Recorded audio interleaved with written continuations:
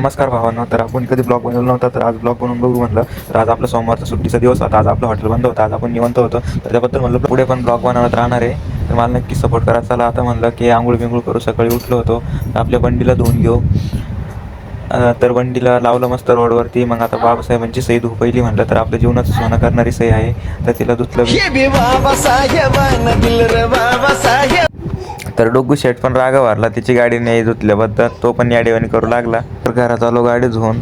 तर मला खूप गरमट व्हायला लागलं. मग फॅन बिन लावला. मग केस बीस विचारले, मस्त निवांत बसलो. तर देवांची मम्मी बोलली चला आपल्याला डोगू शेटला काहीतरी करायला जायचं आहे. डायरेक्ट थेट निघालो येवल्याला. डायरेक्ट गाडीत बसलो. मग गाडीचा सेल टाट केला. त्याच्यात आमचं डोगू शेट गाडी धुतल्याबद्दल राग भरलेला होता. तर मग त्यानंतर काय, मग आपण बघितलं चला आता गाडी बिडी स्टार्ट केली. म्हणलं चला आता येवल्याला एका वरचं निघू. मग त्यात पुढं निघालो. मातोल ठाणच्या पुढे आमचे काय रस्ते राव, निम्मा रस्ता झाला, अजून अर्धा एक रस्ता बाकी. तो नाही रस्त्याचं कामं व्हायना काय व्हायना. त्याची वाट बघता गाणे ऐकत चालू म्हणलं. त्याच्यात एक मोठं खड्डा आला, गाडी स्लो केली.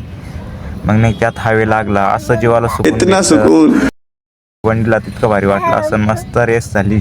गाडी डायरेक्ट 120च्या स्पीडनं भागवली गाडी. तर त्यानंतर येवल्या चालू. त्याच्यात आचारसंहिता चालू असल्यामुळं येवल्यामध्ये खूप ट्रॉफिक आहे.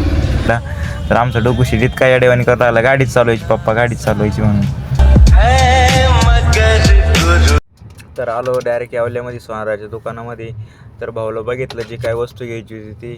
तर भाऊला डायरेक्ट असं वाटत होतं की आम्हाला काय उचलून नाही त्या किडनॅप करीत्या काय. तर भाऊ काय शांतच व्हायना. तर मग डायरेक्ट आलो मावा कुल्फीमध्ये. डायरेक्ट आपल्या खाऊगल्लीमध्ये फेमस आपली डायरेक्ट येवल्याची खाऊगल्ली. तर भाऊला एक आईस्क्रीम घेऊन दिली. भाऊ डायरेक्ट खुश होऊन गेला. तर आता निघालो मग डायरेक्ट घराकडं.